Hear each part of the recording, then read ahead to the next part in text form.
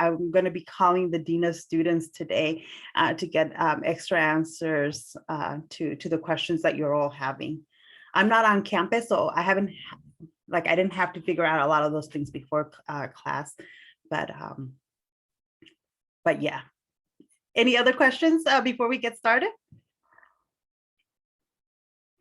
Honestly, it's totally okay with me, like us spending time answering questions, because a lot of times it's hard for me to anticipate since I've been on campus so long now. Does anybody know where the iPad bundle is being distributed? No, I don't know. You don't know? Okay, let's look it up then. So I'll show you how I look it up. So I'm just gonna Google Cal State LA iPad distribution, because and I spelled Cal State LA wrong. So it's this. I'm sharing my screen up. So okay, here we go. Step 1, select to prefer. It looks like it's at the student union. So I'll show you where the student union is located. Is that what people are saying in the chat? It's basically, it's in the same building where you get your student IDs. The problem with the student union is that it's huge. But it is basically in the same building where like the food court is in the same building technically, but it's the information center. Honestly, if you have any questions, if you get to campus and you have no clue where to go, you go to building 5. It's right next to the food court. In fact, Sbarro, the pizza place, it's in the student union building. It's not in the main food court, it's right next to it. And in that building, there's an information center. It's an information center, and they always have students working there answering questions. So here, like the bookstore and the food court are right here, and it's right next to it over here. It's the student union center. So they probably have you picking up the iPads in this drive-through area right in front of it. But you can always also park. There's hourly parking there, and there should be like hourly parking available over here as well. And then you can walk through the arts buildings, and this is where you should see people somewhere around here distributing the iPads. Does that make sense? Okay, hopefully that makes sense. If not, I will. I can spend some time after class showing you all that. It's, stuff on campus can be super confusing, so I'm happy to answer these questions. Yeah. Okay. So, how many of you were able to get to the reading on how to talk to a professor? I did. Okay. Okay. Excellent. I'm seeing quite a few of you. What did you? Was that a question or a comment? For those of you, I'm like, because I emailed it, because I wanted you, it was a super fast read for anybody that didn't get to it. It's under week 2, under read by Monday. You don't have, you have connect reading, but you don't have anything other than that to read. So it's how to talk to a professor. And it's a short article, like a blog post with some tips on how to talk to professors. So what stood out to you all? Let me stop sharing. What did anything surprise you, or what stood out to you from that short article with tips?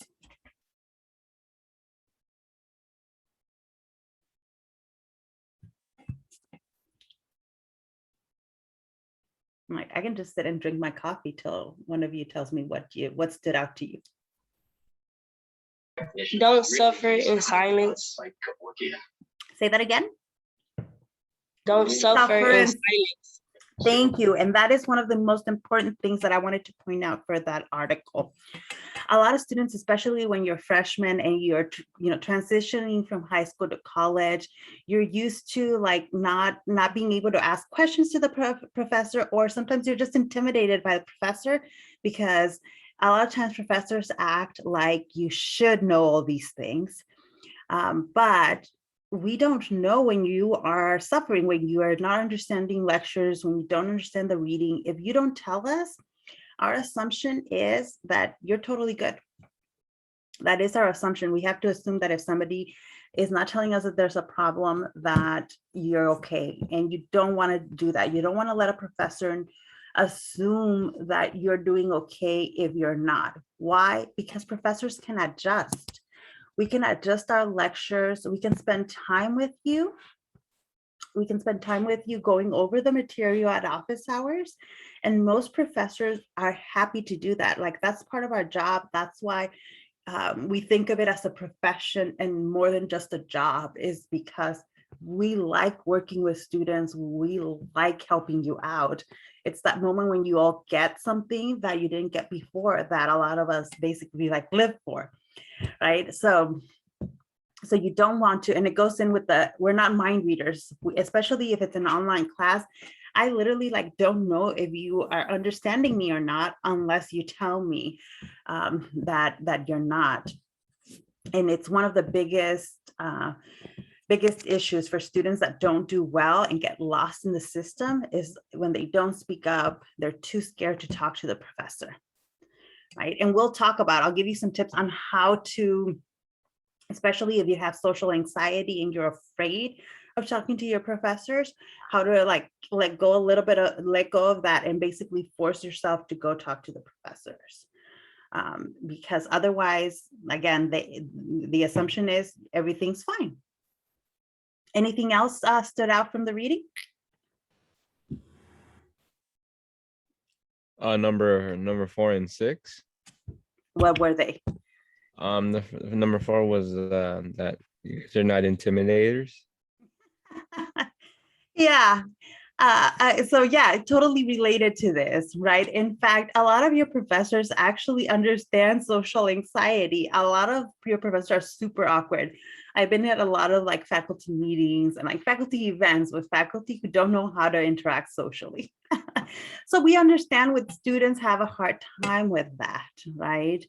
When you have a hard time talking to us. So most professors, once you walk in, they will totally take the lead and like, okay, what's going on? What's your question, right? Especially when it comes to writing or exams, things like that. Like if you want to improve, if you want to do better, you have to go talk to your professor, right?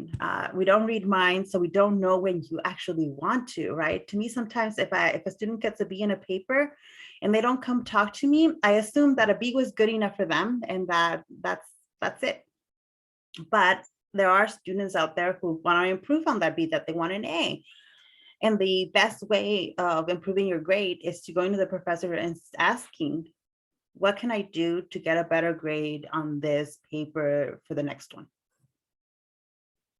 Right. Otherwise, you do tend to see a lot of students and that just get frustrated and with the professor, with school. And that's how, it makes college so much harder for you. And then be proactive, right? Go see the professor before there's a problem, right? For example, I love when a student comes to me before a paper is due. A lot of times you don't even have to have a draft of the paper or anything like that. You can just go to the office hours, Zoom or in person, and say, hi, professor, this paper is coming up. Like for a lot of you, your first papers in a college class are going to be due probably in a couple of weeks. And so going into a professor's office hours before the paper is due and saying, this is going to be my first paper I submit in college, so I would like to know if you have any tips on how to write it. And then, go from there. Or even better is if you have time before a paper is due or an assignment is due, and writing a draft of it. Like for a paper, if you write a draft of it and then go to an office hour, that is like, it'll make us so happy that you're doing that, because then we have something to look at. It's very specific and we can tell you exactly what you need to change. Right. In my history classes, I offer this, like I tell them straight out, send me a draft, I will give you comments. And I literally tell students what to change in order to get a better grade. right? Like, and I sometimes tell them, if you had submitted this, it would have been a little bit iffy, but if you make some of these changes, you'll do better than you would have done if you hadn't come talk to me. And no, everybody that shows me a draft of a paper ends up doing better once they submit it than they would have if they'd never come talk to me. So it's the same thing with some of your sciences classes. Those of you like taking biology or chemistry, those classes are hard. The professors know it's hard, right? They've been teaching it usually for multiple years. So they have some tips and tricks on how to help you manage those. For classes where you have a teaching assistant, so some of the bigger classes will have, usually it's a graduate student who's there as kind of the TA, the assistant, and they're there to help you. And that might be a little bit less intimidating than going to the professor. But I always recommend going to the professor, especially if you're a biology major and you are taking biology, you should know the professors in your major, right? One, because you're going to be taking classes from them the whole time you're at Cal State LA, but also because at some point you might need somebody to write you a letter of recommendation for an internship, for graduate school, for something, or you might need a reference. And your teachers are some of the best people to do that, to write you letters of recommendation, to be a reference. And in a class with like 40 or 100 students, a professor's not going to get to know everybody.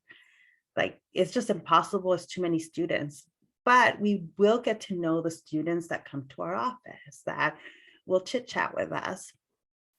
And that's how you start developing a relationship with the professors in your major. Like going to office hours early on in your career and, saying hi or just asking questions. But the key, honestly, one of the keys is that office hours are not just for questions. If you have a question or you have a problem in a class, you definitely want to go to office hours, like 100%. But office hours are not just for that. Sometimes you just want to get to know a professor a little bit better, because they're teaching in your major or because you click really well with the way they teach, right? And so going to office hours and just saying, hey, professor, I don't really have a question, but I'm a biology major and I'm wondering if you have any tips for how to be successful in the program. And then they'll ask you, right, all right, well, what are your plans? Why are you planning on going into medicine? Or, why are you a biology major? Things like that.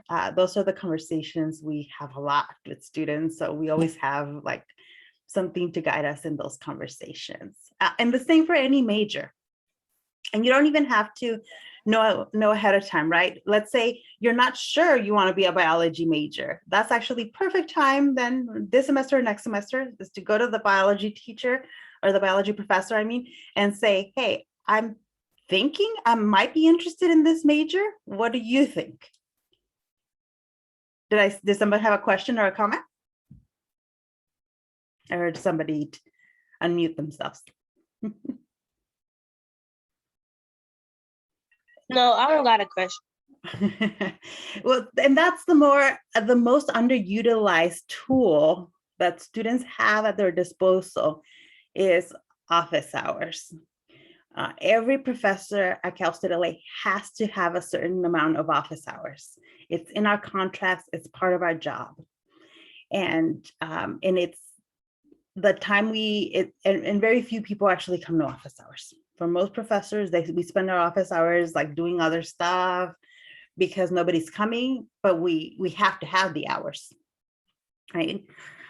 Now, one common issue is that the office hours don't work for you, right? Like my office hours are all earlier in the day, and there's a good chance that for a lot of you, even for a good chunk of you, you have class during all of my office hours.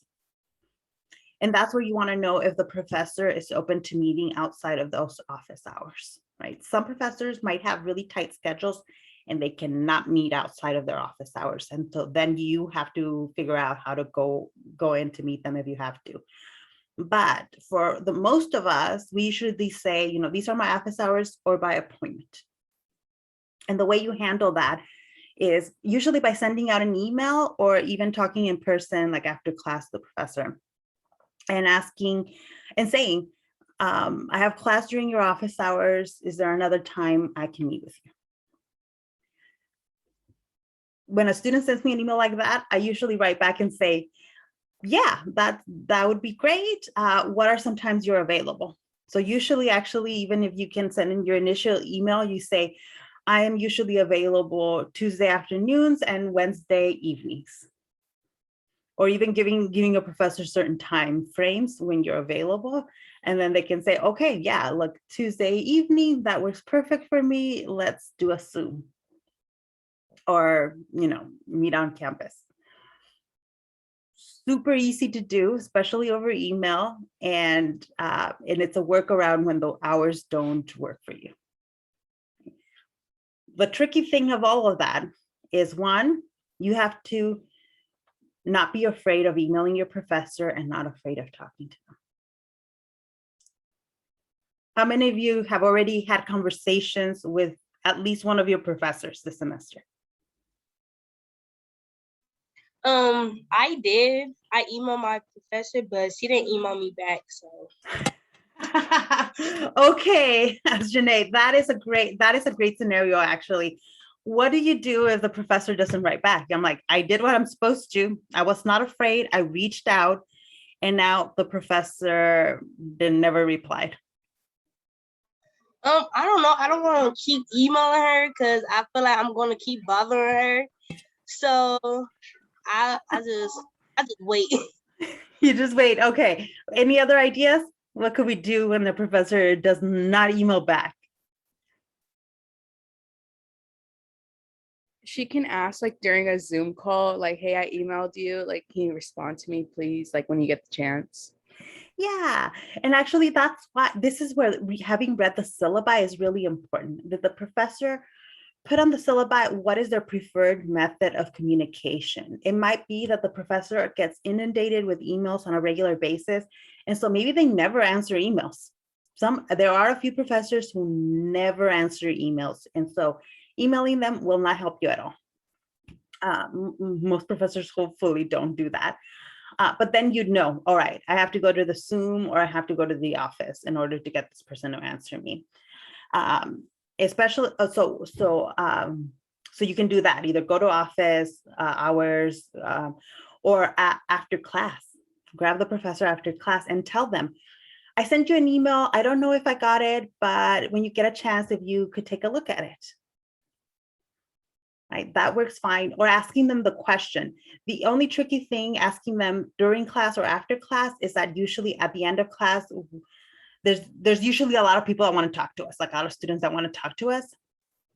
And so it might get a little bit tricky, but it is, you want to reach out again in some way.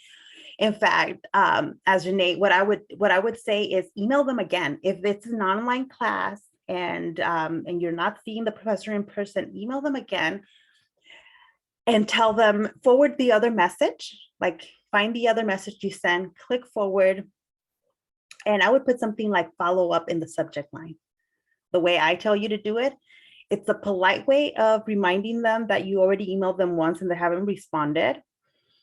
And most professors will actually appreciate it, right? Because there's a good chance that your email just got lost in between a bunch of other emails we're getting right now. So most people will appreciate it. The key, if you're afraid of reaching out to a professor, is to be polite. Be polite in your communication. Whenever possible, my advice is to be extra formal. You can never go wrong with being extra formal. If you've been polite, you've been formal, and the professor then responds in a way that you think sounds rude, that's not your problem.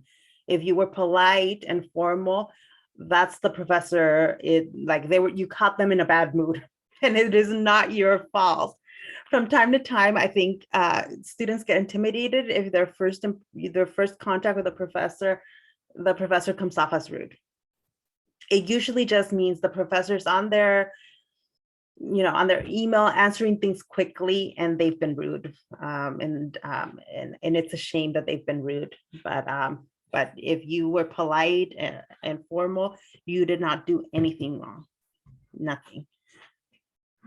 So that's one of the things that we're going to talk about. We're going to talk about this week. And one of your assignments for the week is to write a mock email to a professor. Let me share my screen, because it's a tricky thing to do. And it's honestly one of the top things that professors complain about when it comes to students is email communication. We complain about it to each other, and we complain about it on like social media. I don't like complaining about students on social media, but some professors vent on social media. And one of the top thing they vent about is improper ways that students communicate with professors. So under right, you've already completed like the Read by Monday. And the first written assignment that is not a Connect assignment, you have 3 written assignments that are not Connect assignments. But the top one here is email your professor assignment, where you are going to, actually, let me show you the student view. So you can, this is the way it looks for me, and this is the way it'll look for you. So the task is to pretend you're writing an email, and we'll go over what the proper etiquette is. And literally it's just going to be like format an assignment. So you can either like do it on a Word document, on a Pages document, or a Google document, or you can just type it into the text entry. So I'm going to show you an email. This is an example of something very similar to what I got recently, just last week.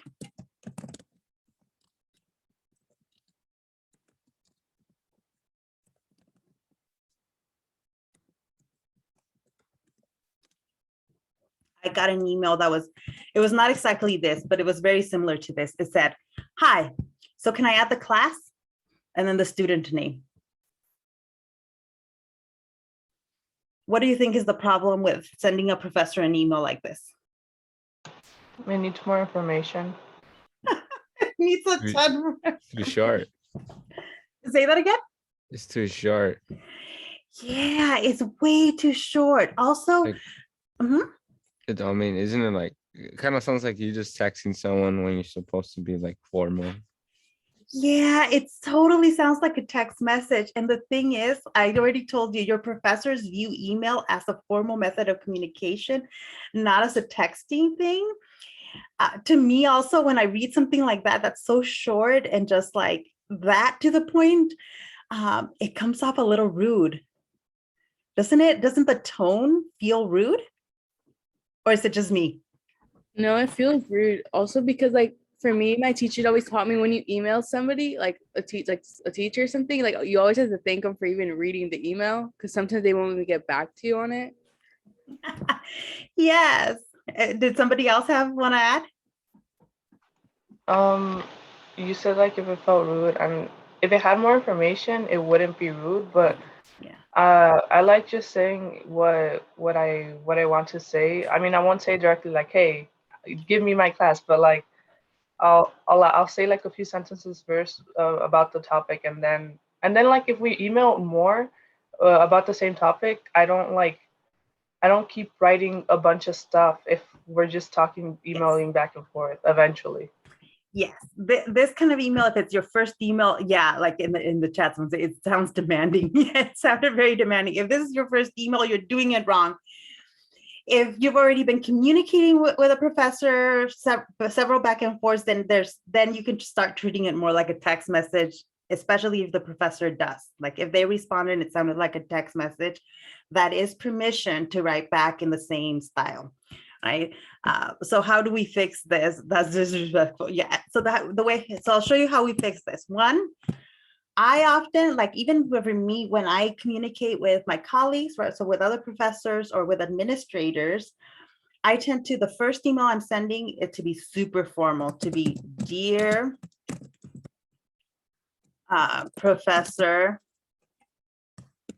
Cardona. I'm going to use me as the example, right? Now, with the signing, right, this is very formal. If you don't write this way, it's okay. If you said, "Hi, Professor Cardona," or "Hello, Professor Cardona," that is totally acceptable. 100% acceptable. If you're being really formal, then you put "dear."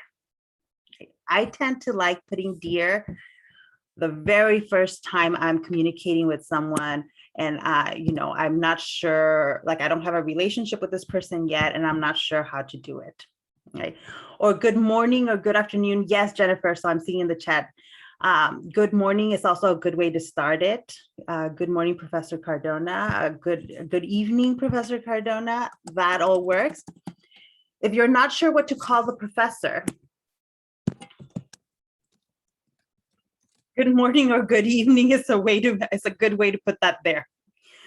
But if you're going to email a professor, I suggest you figure out what you need to call them. Usually a professor is very clear in their syllabus, or in the first day of class, what they want to be called. Hopefully, I think, did most of your professors tell you what to call them on the first day? Actually, no. And like Wow. to this day, I'm like, I don't know how to like talk to them. Just like one of them and yourself. But some others, like, I don't know how to like address them. Well, that's an interesting. Was the other professor a woman?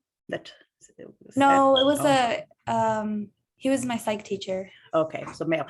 Because I'm like, so this is the tricky thing. The safest thing to call a professor is to call them professor. They are all that's the profession, that's the title, is to call them professor. You cannot go wrong ever by calling someone by the title of professor and then their last name. Some professors are really informal and they prefer if you call them by their first name. They will tell you though this. I've noticed that those professors will tell you. So for example, one of the other history professors, no one ever calls him by his last name. It is always his first name, and not even just his first name, it's a shortened version of his first name is Gio. So students come talk to my office, talk to me about him. It's like, "Oh, Professor Gio." And I'm like, at first it's a little bit daunting, but then you get used to it. They want you to call them by their first name. If they tell you, call them by the first name, do it. But if they haven't yet told you that, then you start off, you don't want to upset, especially if you're asking for something, you want to be polite. So, "Hi, Professor," and the last name. Always. The first time, if you have any doubt, you call them professor. Now, what other thing can you call them? Like I said, you could call me Professor Cardona, or I said you could call me something else. What was the other thing? Pop quiz, see if anybody paid attention.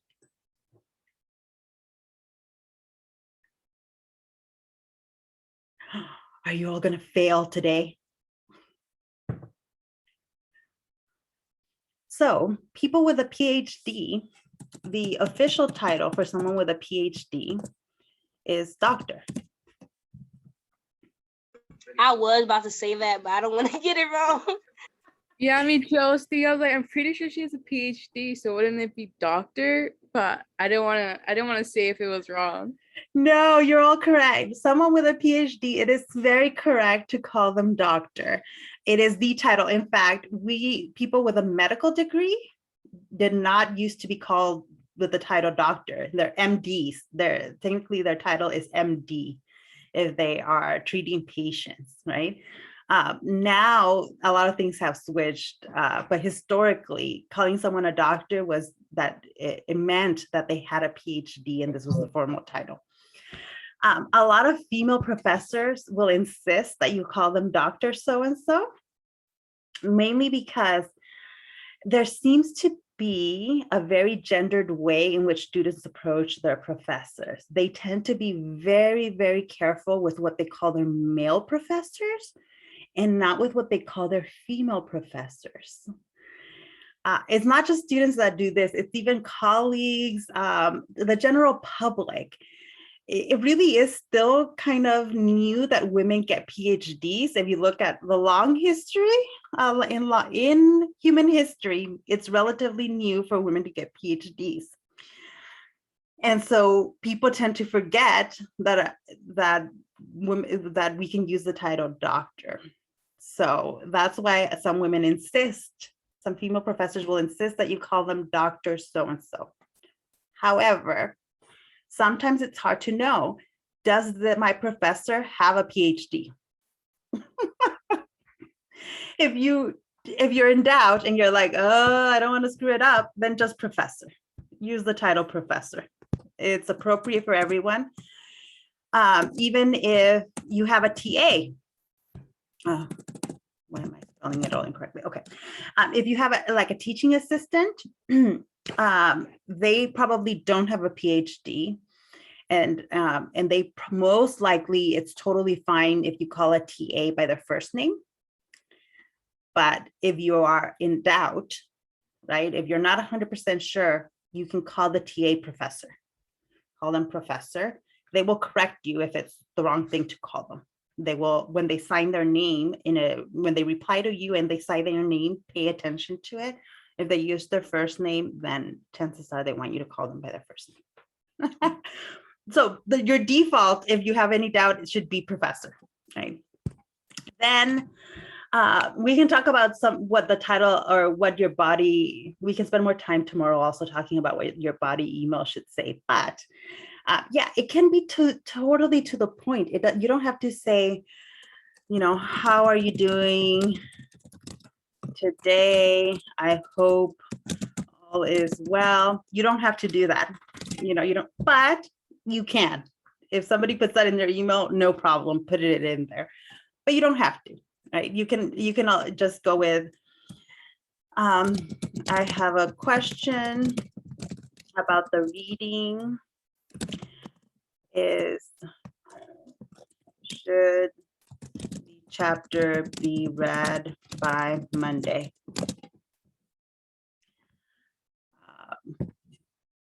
Something like that without any sort of anything ahead of it is totally fine. Right? It's different than just, so can I add the class? Right? Something like this is to the point. Now, the one thing that I would add in here that I just realized, it's a common mistake or a common thing at the beginning when you start a email conversation with the professor, you should tell them what class you're in.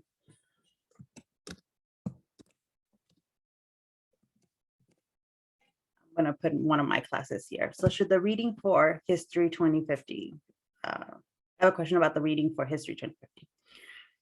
That is even better if you tell them what class you're in. Right? If they've already told you to, sometimes like professors are teaching 3 different sections of biology 101.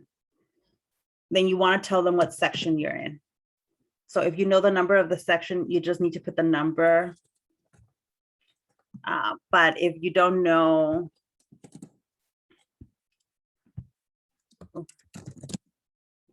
11 a.m., then you can put what time the class is, right? Like something like, I have a question about the reading for your 11 a.m. History 2050 class.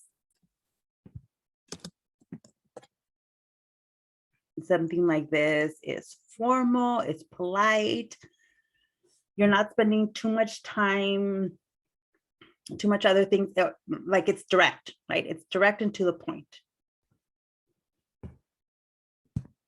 There's not a whole lot, as long as you're not too to the point here. There's, you're telling the professor the class and you're asking them a clear question, then you should be good, right? So you should be direct. You should be clear about what your question is. Those are the main things. And then you want to sign your name, right? Ideally, you should sign your full name at first. In the first email, you don't have to keep signing your full name in every email. I usually ask students to do that because sometimes, like, especially in class, if I have 3 Ashleys, okay, tell me who exactly I'm communicating with. It also helps me when you're asking a question about a grade It helps me find your information quicker if you give me your full name. So I usually ask students to give me their full name at first. But at the very least, your first name should be in the email. It should. Don't leave it off. I would not leave it off in your first email to a professor. Again, once that you've had a back and forth with a professor, then yeah, you can leave off your name. They know who they're communicating with. But at first, you should put your name. Right. All right. Questions. I know you'll have questions about how to email a professor because some of you haven't done it and you should have already done it because you had questions.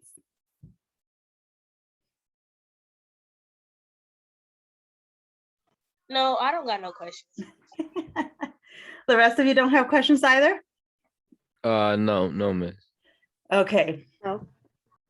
Then the second thing I'll tell you after emails and communicate, the way students communicate with professors, the second thing professors complain the most about, it's a very popular complaint, is, I'll show you, I'm like, once this disappears, I'll show you the meme for it. It's the syllabus, students not reading the syllabus. How I feel, this is something I just saw a professor tweet this morning. How I feel when you don't read the syllabus. Why is it important to read the syllabus? Why do professors care so much that you read it? I mean, They have important information. You have important information. And basic information. Yes. Yenis, yeah. Many of your questions can be answered on the syllabus. A lot, especially in the first few weeks of the semester, a lot of the questions you are asking can probably be answered by the syllabus. But Omar, did you have another? I mean, I was just gonna say like it kind of just covers like the whole general of what the class is about and like the rules. Yeah, a lot of time you can save yourself an email to a professor by reading the syllabus. I know why a lot of students don't read it. It's a lot. I mean, I think my syllabus for this class is like 12 pages. It's ridiculous. It's at least 10 pages. I try to keep my syllabi for like my history classes shorter, but usually like there's so many stuff we have to put in the syllabus, like classroom protocol, computer requirements, assignments, late work policy, like all these other all these things, but it ends up being long and you just kind of zone out of it. But when in doubt, a lot of things like, okay, what happens if my paper's late? That should be on the syllabus. Right? If it's not, then obviously, yeah, you contact the professor about it. But or if the professor is not clear in the syllabus about it, then you should contact them. But I'm like, if it's on the syllabus, then chances are, you don't need to email the professor about it. Things like what are the required books, right? I'm still getting questions in one of my history classes about what books students should buy, and I'm like, I talked about it in the first week. But it's also on the syllabus. Right. What else? Other things like a question nobody has asked me yet, and I'm so surprised nobody has asked me yet, if there's going to be a midterm and a final exam for class. At some point, somebody's going to send me an email asking me if there's a midterm and a final exam. Usually you can figure that out by the syllabus. I was intentionally vague in some of my syllabi, but with you guys, I was pretty clear. You do have a midterm and a final exam, but they're going to be assignments you do. It's not going to be like an exam where you have to go into Canvas and answer questions. It's going to be like a presentation, and then for a final exam, you submit a resume to me. So it's not a traditional midterm and final exam, but you should check your syllabi to see. Like for some of you, especially in the sciences, it's really common to have like 5 different midterms. Basically, every exam in the class is called a midterm. I think it's kind of ridiculous, but to have 5 different midterms, but it's really just the word they use for an exam in some classes. Yeah. So yeah, so that is the second most common thing I see professors complain about when it comes to students, right? The number one complaint I see that students complain about professors is communication, not answering emails, not responding back. And that is a big problem. Usually, if like last semester, I had a student whose professor was just not like, they were impossible to get hold of. If you've emailed them several times and they're not responding, if you have tried to go to their office hours and they're not at their office hours, that is a problem, by the way. You could complain about them to their boss. The chair of the department is our most direct boss for every professor. And you can figure out who the chair of their department is by looking at the department website, seeing who the chair is. Every department on campus has to have one faculty member that's in charge.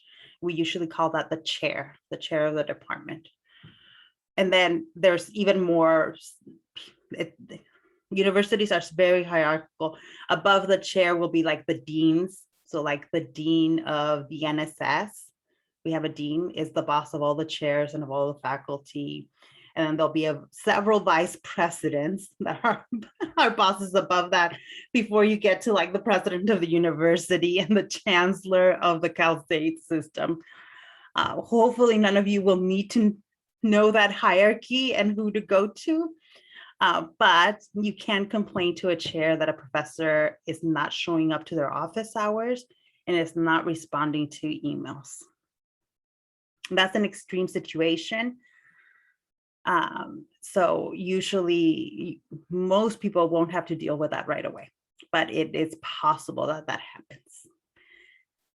If you don't complain, or other than complaining to their boss, if there's very little you can do, like you can't force a professor to show up to their office hours. You can't, their boss can. But at first I would try different methods of reaching the professor. I would try emailing them, even emailing them several times is okay if they're not responding.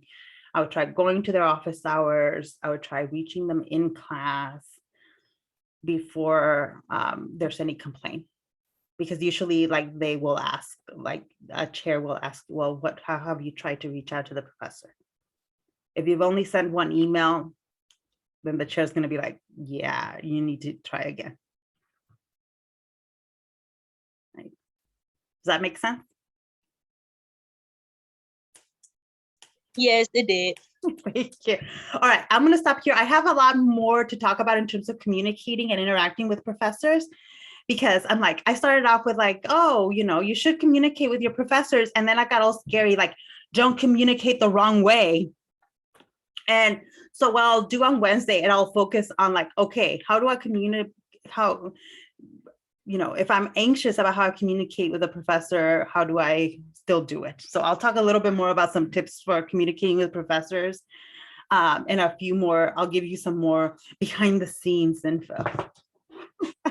I'm like, I don't think of it as behind the scenes. I'm like, if there's anything you want to know about how professors talk about the students or what they want from you or anything like that, I'm happy to spill the beans. I'm like, there shouldn't be these kinds of secrets at a university. So we'll keep talking about that. And on Wednesday, I'll also go over the other assignments that you have due for this week. So notice this week you will have Connect. So I'm like, give me 30 seconds. So this week you should be registering for Connect. If you need help with that, let me know. Or if you have any problem with Connect, let me know. But at some point this week, you need to log on to Connect. Sound good? Okay, I will stop the recording.